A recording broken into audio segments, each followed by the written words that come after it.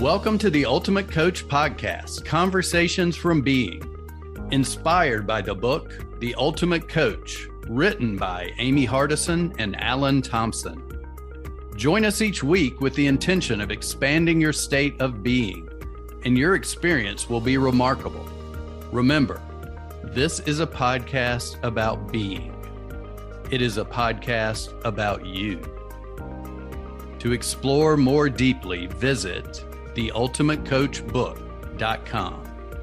Now, enjoy today's conversation from Being. And welcome back. This is Philippe Bartu, and we're just delighted to be kicking off the season again in September. A couple of new updates I want to announce. First of all, the podcast is going to be going every 2 weeks instead of every week. And we have a new host. And she is my guest today. Her name is Ipek Williamson. And she will be taking over the work of Cordelia, who's been such an amazing host and colleague on this show. And I want to thank her and her wonderful contribution. And welcome Ipek, who will be our new host here on the Ultimate Coach Podcast. Ipek, wonderful to have you here. Welcome. Thank you. Thank you, Philip. I'm so happy to be here with you today. And also, it's a big honor for me to take over from Cordelia. Big shoes to fill. I will try my best. And I really am looking forward to be working with you and Meredith. And it's an honor.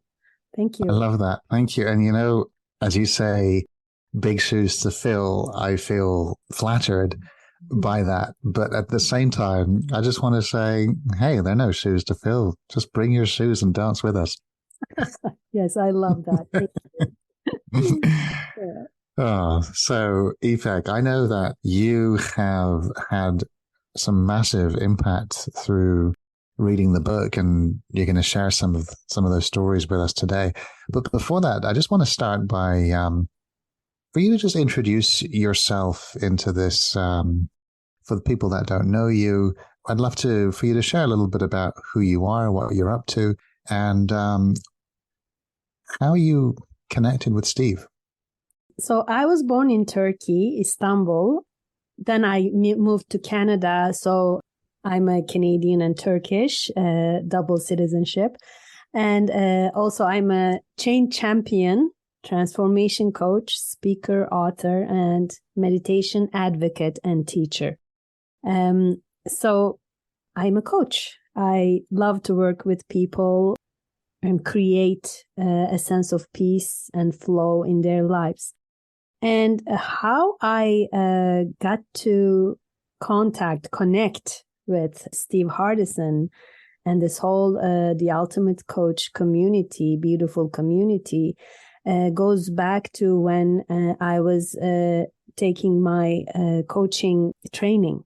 I trained with John Strasser, and he is a student of Steve Chandler's. Steve Chandler and Steve Hardison were names that we started to hear from the beginning. And for example, the TBO, LIT, NFL video was a part of our training. We watched that video. It was one of our homeworks. And also during our training, there was a challenge. How many no's we can get. The one who gets more no's for offering their coaching wins, like a gift or something. And I thought, who should I offer my coaching and get a no? And I thought, I'm going to offer to Steve Chandler and Steve Hardison. So I sent them through Messenger, both of them, a message to offer my coaching. Do you remember what you offered? What was that message? Kind of, how did you word that? I'm really curious. Well, what I said was, I'm sure this might come to you as a surprise, and maybe it's you might get offended, and I hope you don't. But this is a part of my course, like training, and I would really love to offer a session of coaching, my powerful coaching to you. And Steve Chandler said he would decline, unfortunately, because he's working one of the best coaches in the world, that would be Steve Hardison, obviously. And Steve Hardison also, he said he loves the idea, but he will have to decline. But then he sent me like a few documents. He sent me a book. Steve Chandler later on actually wrote a testimonial for my children's book, Little Fauna is Loved, Safe, and Never Alone, which sits proudly on the front cover of the book. So that was the starting of a connection with both of them. And then when the Ultimate Coach book was about to be published, Steve Hardison made a post about it and said, do anybody wants the manuscript of the book? Mm-hmm. Yeah. And I said, yes, I would love to have that. So he sent that to me, and I joined the group right away as soon as it was launched. And the rest is history. Wow. So you got this manuscript. Yes. And what happened? You started reading it? Of course, right away. Mm-hmm. I read it. I think the manuscript didn't have the first two pages, the front of the book that Steve wrote at the time. Also, the back of the book, all the who would I need to be statements, they were not on the manuscript. But other than that, it was so beautiful. And the first reading for me was mainly to learn about him, like who he is, how he does what he does, the miraculous coaching that he does. It was to learn. But then when the book came out and I started to read and reread it many times, I started to read it about me, not about him, but myself. And then the real transformation started to happen in my life. I really love that you just bring that up again, because so many times, even going back to the book, I'm not reading it about me and the difference it makes. You read it for the first time, then you went back and you read it about you. What did you see in you? First of all, I've seen so many similarities. I'm a human, and like everyone else, I experienced lots of self-doubt, imposter syndrome, limiting beliefs, fear of failure, especially at the beginning of my practice as a coach. But the greater my self-awareness became, the more self-confident and articulate I started to feel about who I am, what I do, and how I can help others. And shedding all the question marks about yourself, knowing who you are and what you can do, how capable you are, is so liberating. And reading the book and seeing all the stories that Amy Hardison tells about Steve and how vulnerable those stories get is so empowering. It was for me, and I believe that it would be for anyone who reads it, because he's really amazing at what he does, and still he's not a saint. He had his ups and downs. He had his failures and mistakes, and because he's a human being too.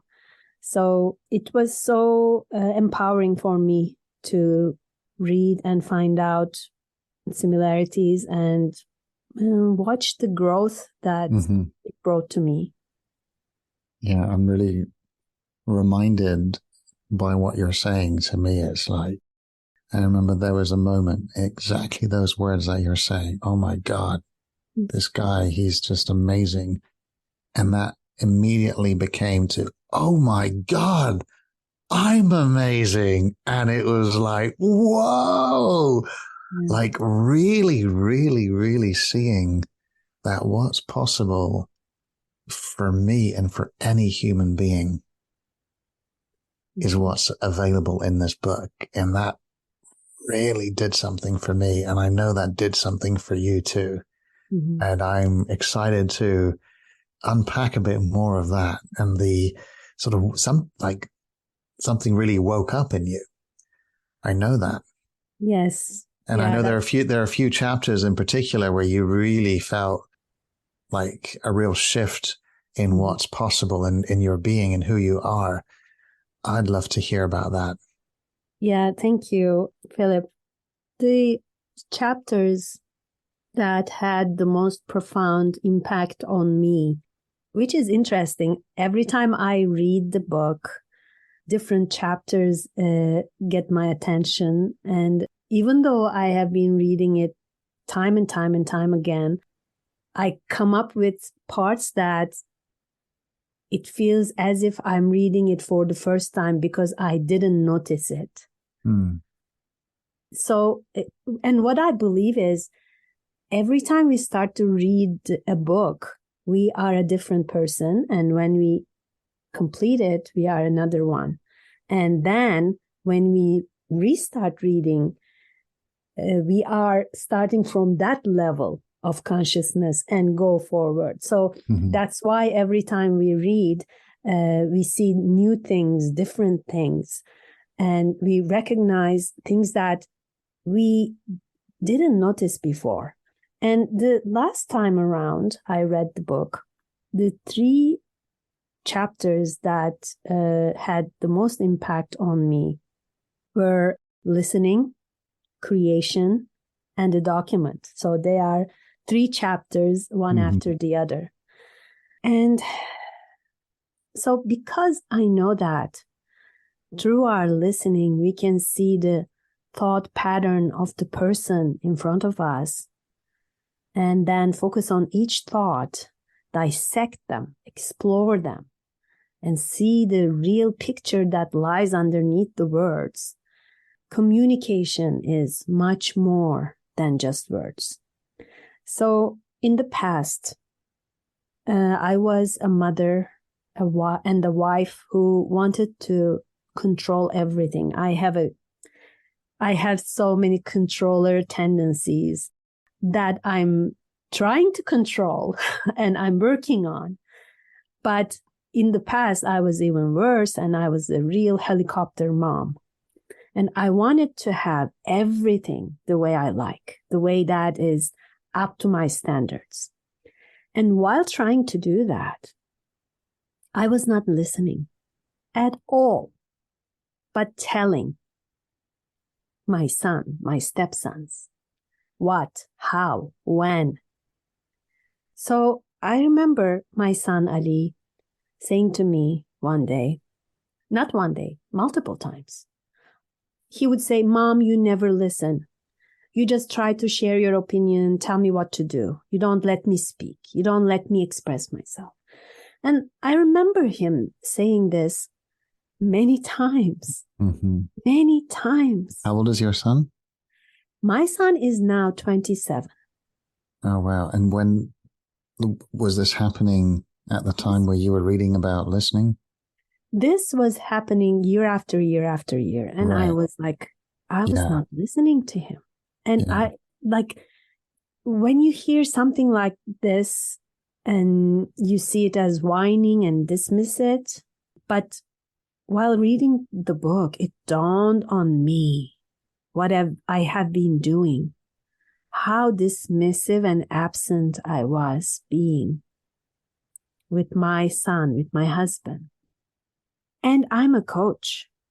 I listen to my clients with all my being. And I'm not giving the same to my most loved ones. Yeah. I was so ashamed of myself. I felt like an awful mom, awful wife. And I realized that I need to act on this. I need to fix this. So I had a heart-to-heart conversations and apologized for not being present with them. Yeah. And committed to shifting things. And not sure at the time if they believed me or not, but I committed to being my word and kept my promise. Again, something that I came across so much in the book, being your word and your commitment, especially for the things you promised to yourself.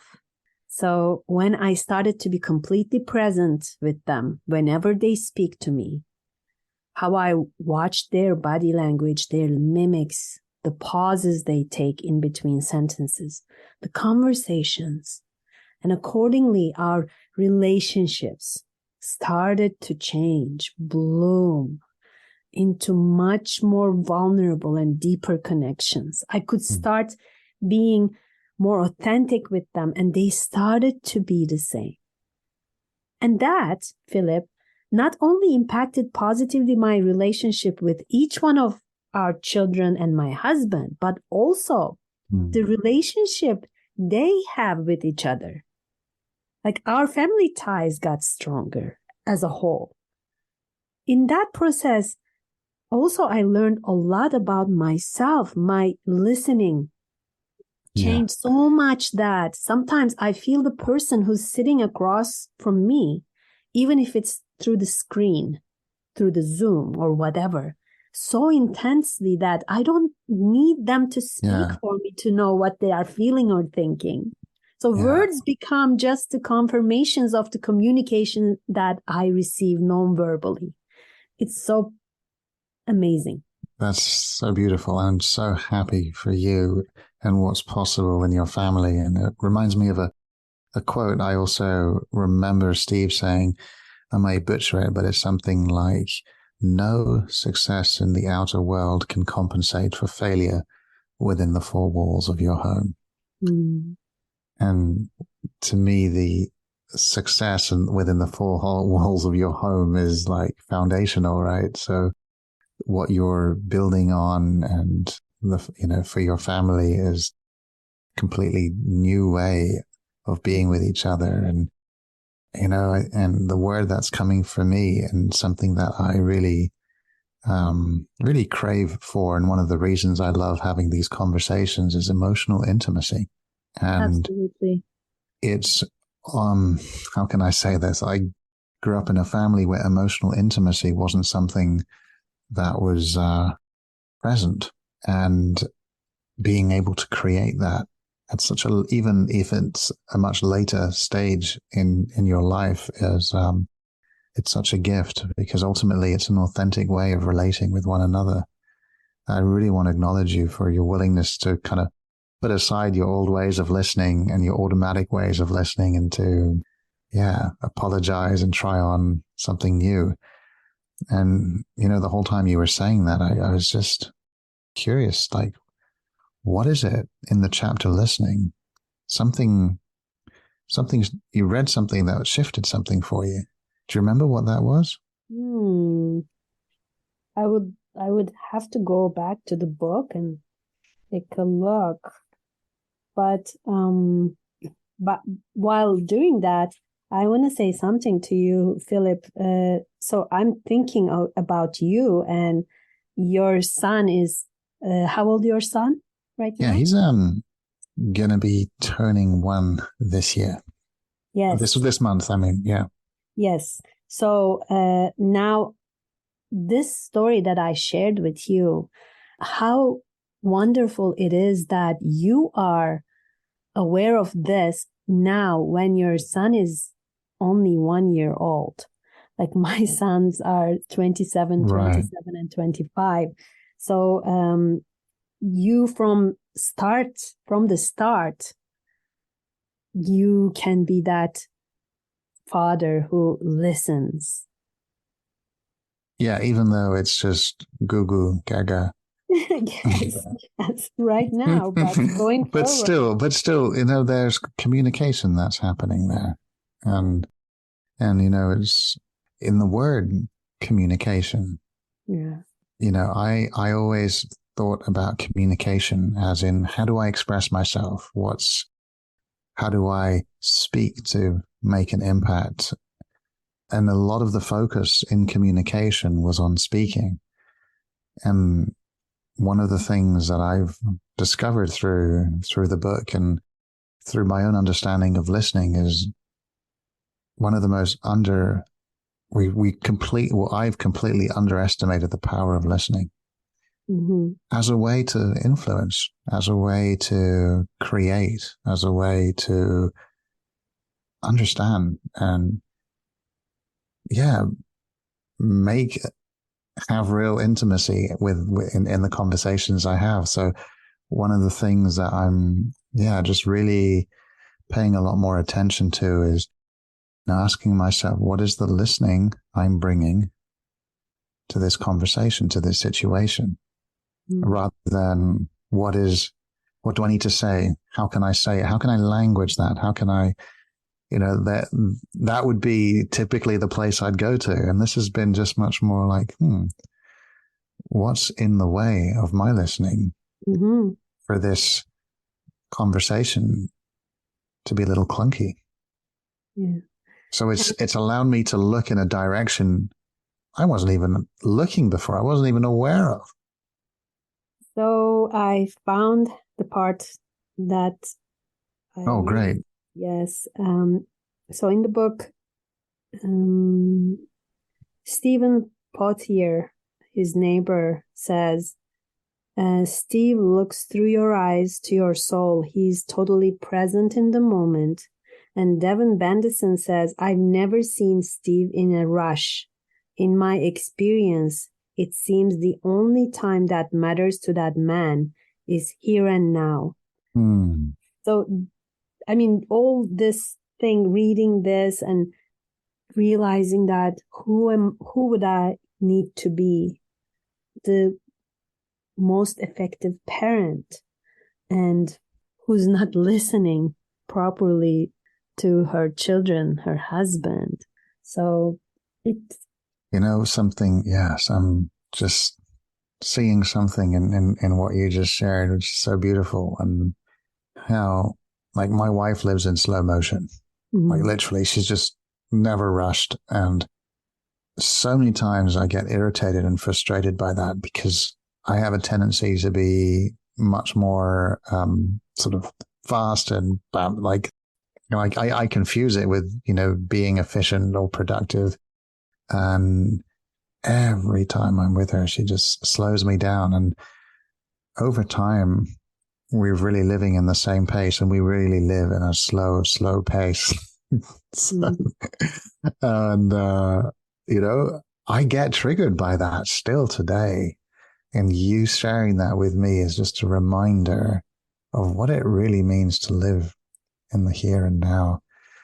And just how there's no, like, you can be really focused on something and you can be really busy and rushed on something.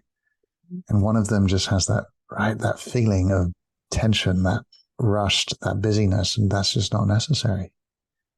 I think it's so much about how impatient human beings are. Like your wife, then she's lucky, and you are lucky to have her in your life to slow you down.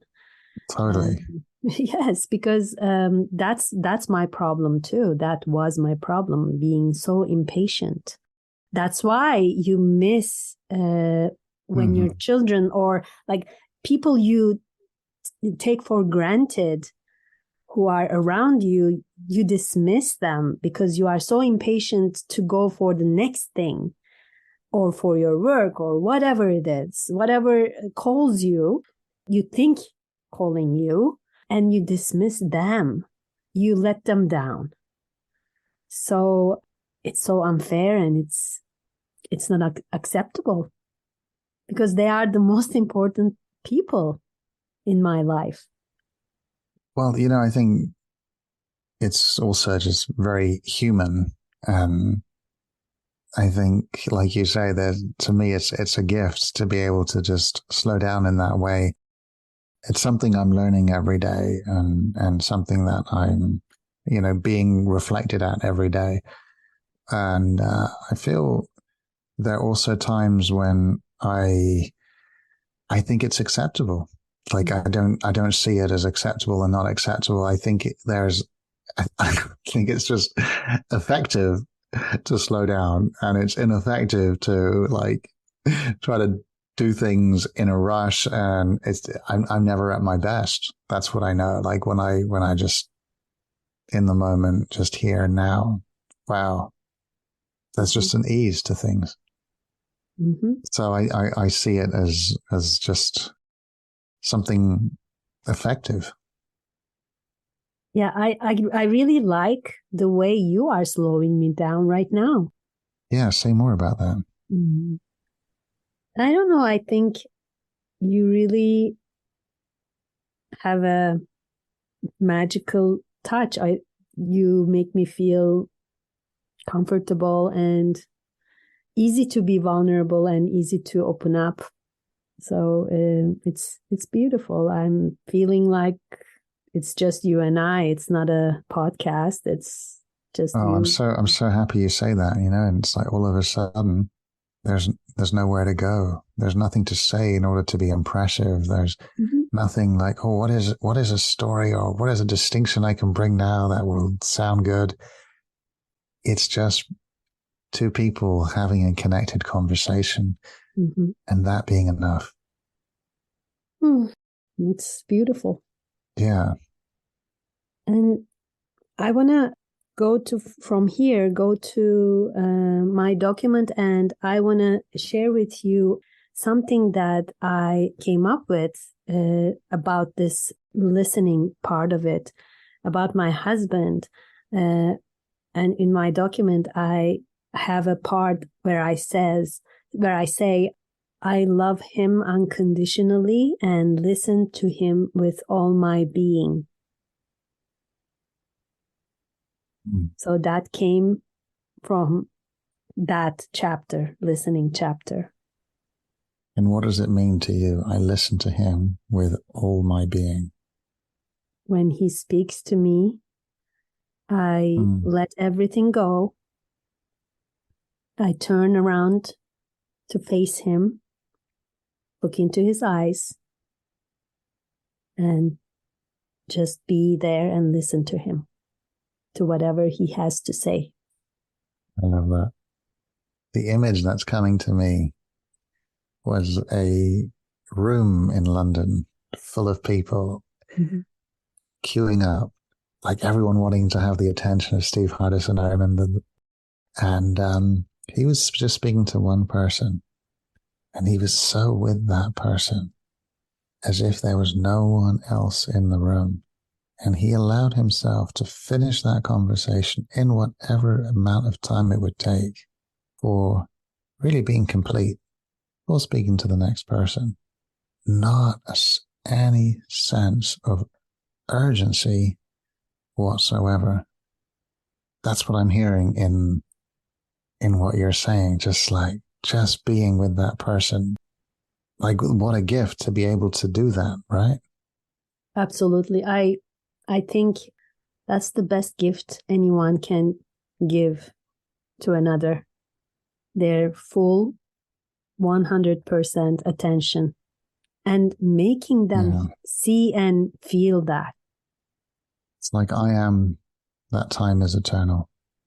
Yeah. That's who I am. I am eternal time. Oh, I love that.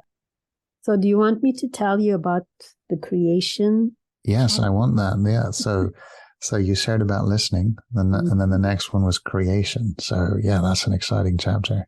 Yes, in that chapter, Gina Carlson's story, very powerful story. Actually, I really loved the podcast episode where Meredith had Gina as her guest.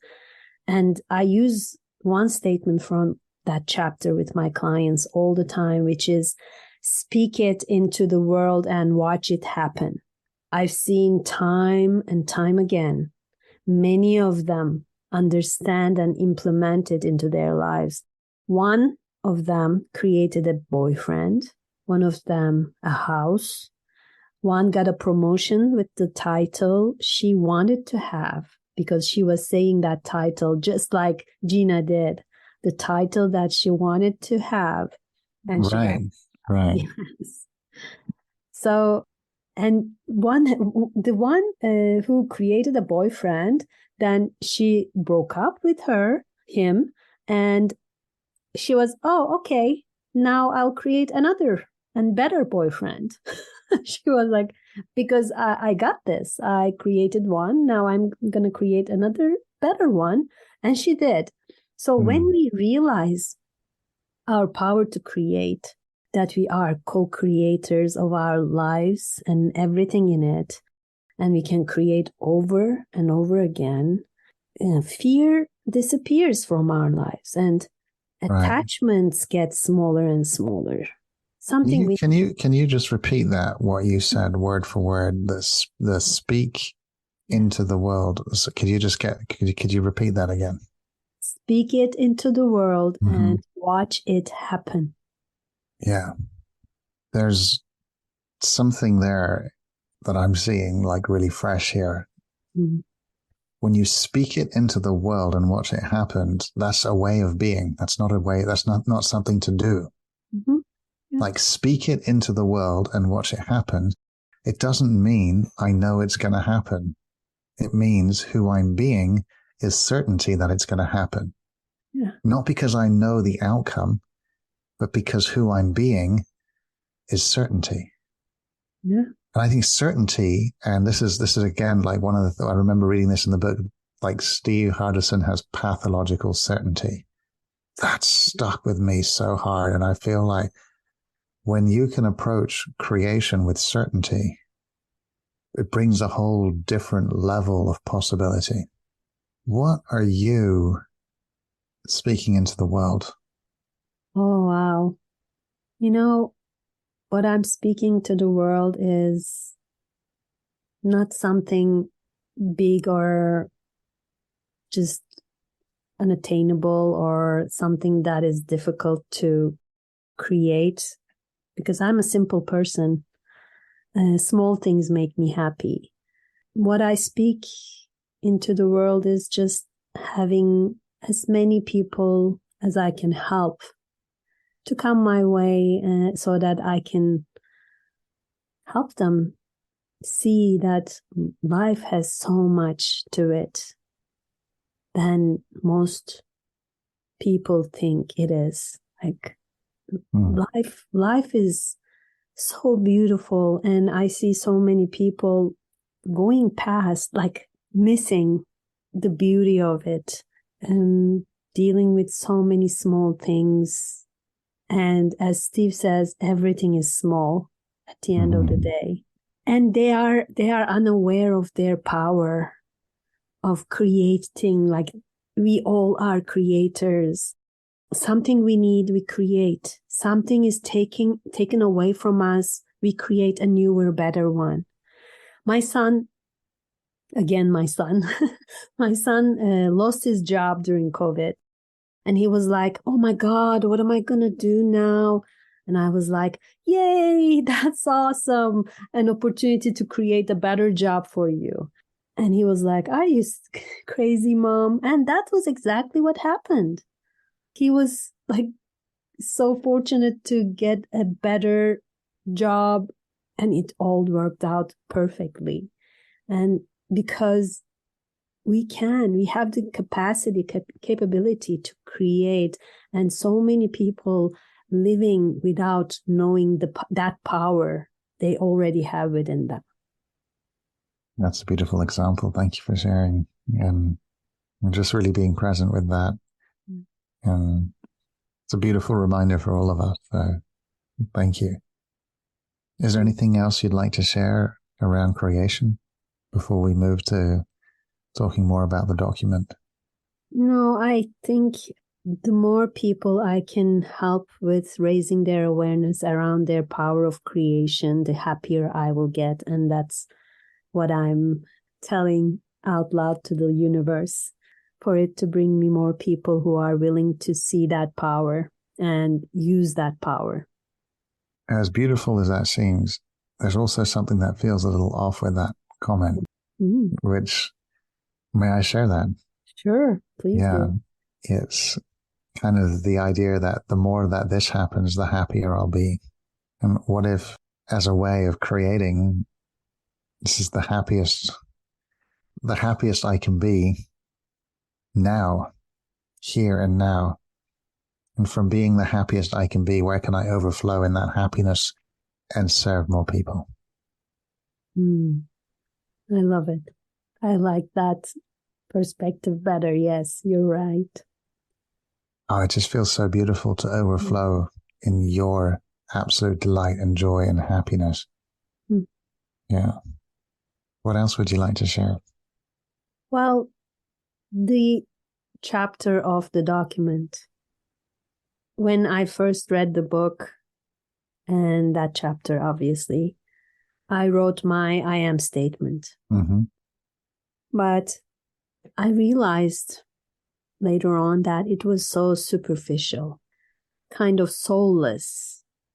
It felt like I wrote it because it was what I needed to do, but it wasn't something authentic or anything. I really get that. I think many people can relate to that. So I love that you're sharing this. And I wanted to work on it further. At the time, I did not understand what John Ware meant by saying in the book, in that chapter. He says, I didn't know how to access the thoughts beyond the surface that really run me. Because I was putting a positive thought on top of a negative one without moving the initial one. So, as Steve states wonderfully in the book, it's like putting a crown on a tooth without getting rid of the underlying decay. And isn't that frosting on dog shit? Yeah. Yes. Same thing. Tomato. Okay. Got it. But I was so fortunate to come across someone from our community, Kathleen Putta. She's an amazing human being, and she really gets the process of creating the document. And she helped me go through my self-forgiveness process. And I went through it with every unhelpful thought I have. Yeah. And it's a long process, but the healing and counteracting statements come to you so effortlessly, like you channel yourself, like you use your unhelpful thoughts and repeat them in a way that when you stop and sit in silence, the positive and counteracting statement, which becomes one statement of your document, comes to you so easily. It's unbelievable. It's coming from my higher self. Right. So give us an example of some disempowering thoughts that you shifted. For example, let me give you an example from my document and tell you what I came up for. Right. For example, I am self-love and I cherish myself, forgive myself, and recreate myself every day with joy and gratitude. For example, this one was to counteract the idea of sometimes I judge myself for not taking better care of me. And what is like the command? What's the voice in your head that you that you would hear if I would go in your head? What would be the voice I would hear? Yeah, the voice in my head says, you're not worthy. You're not taking good care of yourself. You are doing things not the best way you can, or like minimizing or belittling or telling myself that you're not good enough. You made a mess. What you did was not good enough, nowhere near good enough. All kinds of judging and belittling voices in my head. Right. So you got present with those. Yes. Like really got present. Mm-hmm. Yeah. And she has, like, she shared with me a process that I went through, and for each and every negative thought. And it was so empowering. And like the one, I'm the one whom everyone desires to engage with. That was to counteract for who would want to have you in their event, or who would want to have you. See, your voice is very gentle. My voice would be like, who the fuck do you think you are going in this place? Or it would be more like, you arrogant bastard, or you're stupid, or that's that. And so, yeah, like getting present with that, like who would want to talk to you? That's what I'm hearing, right? Who would want to talk to you? Yeah. And then, so for people listening to this, it's like, okay, so who would want to talk to you? So you're getting present to the pain of that, getting present to how that creates a really disempowering context, and looking at the kind of doing that gets created from that way of being. Yes, exactly. When who you are is that thought, right? And then opening up to your higher self and saying, well, who do I need to be? Yes. And saying, you're going through the self-forgiveness process. Like, right. Because you get these negative thoughts, actually Kathleen didn't like the word negative. She was unhelpful or something like unuseful that. thinking. Unuseful, yes, something like that. Yeah. There's just unuseful and useful. Forgive yourself for having those thoughts about yourself or about other people. Like if let's say you find yourself judging other people. Oh, look at that person. How I don't know, ugly, or like any kind of judgment. Then you forgive yourself for feeling or thinking that, and then you counteract with a so compassionate statement for others. Like anyone coming my way is the most wonderful soul and most beautiful soul that deserves love and compassion. See? So it's a beautiful process. Very, very helpful, very nurturing, and very filled with self-love and self-compassion, self-forgiveness. Ipek, would you be willing to share a little bit more on some of what you connected with your higher self in your document, and share a little bit more about your document with us? Sure. Actually, I went ahead and created a video of it, and actually shared it in the Ultimate Coach group, Facebook group, because I wanted it to be a motivation maybe for others to take their documents more seriously, because that's the part of creating ourselves, recreating ourselves every day. And what I do is I also record documents for many people in our community. They come to me with their documents, and I record them in a meditation kind beautiful. of setting. Yeah. And I change them, turn them into you are this, you are that, instead of I am. Right, coming from your voice. Exactly. Yeah. So here's what I'd like to do right now, just as we are completing this beautiful episode together. I'd like to invite you just to complete by sharing your document.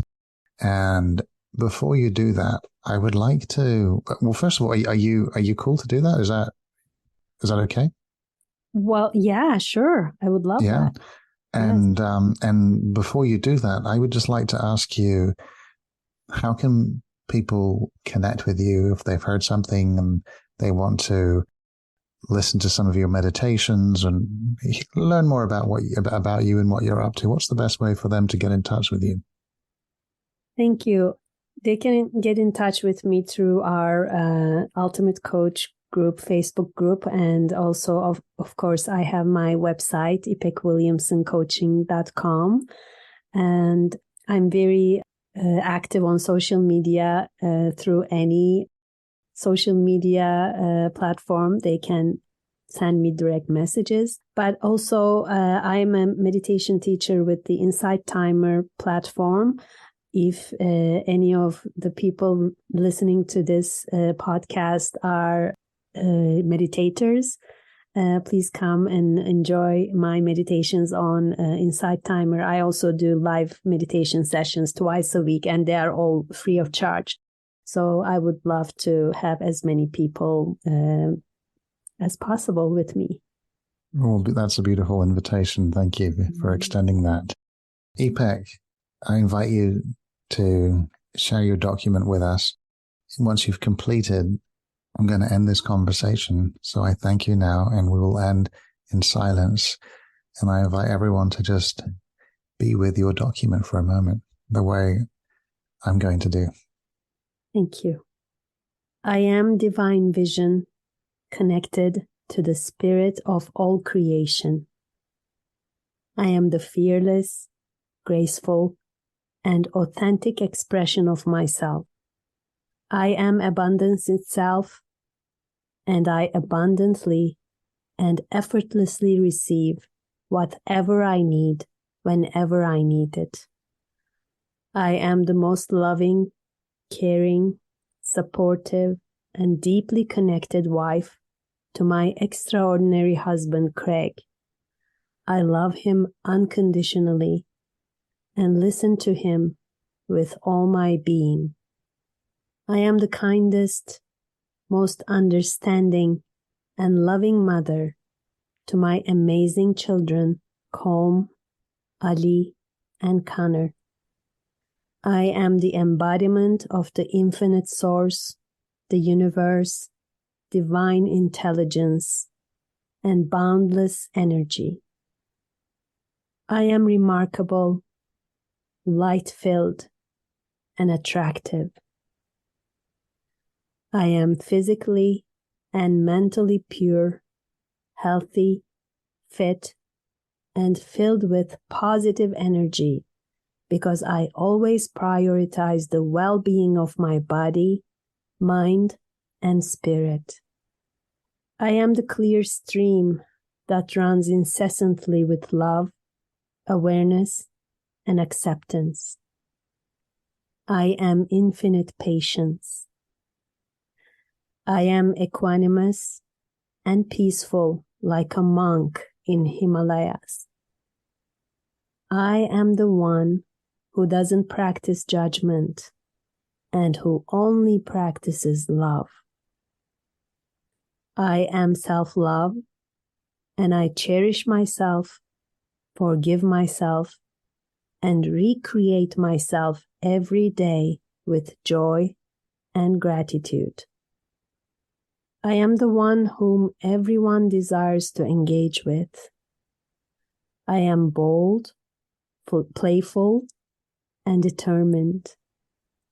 I am the one who embraces challenges and grows with from and through them. I am the expression of pure love and compassion. I am the magnificent transformation coach who inspires and encourages others to recognize and embrace their own greatness. I am a creative force, and I see possibilities, seize opportunities, and notice resources that generate abundance for myself, my loved ones, and my clients. I am a powerful magnet for wealth in every possible meaning that I joyfully receive and generously share. I am aligned with everything good, loving, and prosperous. I am fully aware of my gifts that I appreciate, nurture, and develop constantly to bless the world. I am the one who continuously attracts serendipities, happy coincidences, amazing people, and opportunities in a way that everything unfolds harmoniously. I am in love with myself every single day, in every single way. I am my word and my commitment. I am exceptional discernment. I am the best decision maker, and all my decisions unfold in miraculous ways, benefiting myself, my loved ones, and everyone involved. I am blessed, supported, and surrounded by angels, guides, allies, friends, and a generous community where everyone guides and protects one another. I am forgiveness for myself and for everyone else, as no one deserves my judgment, and everyone deserves my love and compassion. I am a powerful communicator, and I express my thoughts vividly, logically, and succinctly while being guided by the power of the universe. I am worthy of and receiving constantly infinite love. Truth is, I am that. Light is, I am that. Love is, I am that. And my parents named me Emel Ipek. Thank you for listening. If you know someone who would benefit from today's conversation, please share this podcast with them. Also, we invite you to visit theultimatecoachbook.com so you can continue your personal exploration of being. There you will find links to join our wonderful community, get your own copy of the Ultimate Coach book, and more. Simply go now to www.theultimatecoachbook.com. That's www.theultimatecoachbook.com. The link is also available in the show notes. We appreciate your support. Be blessed. Be you.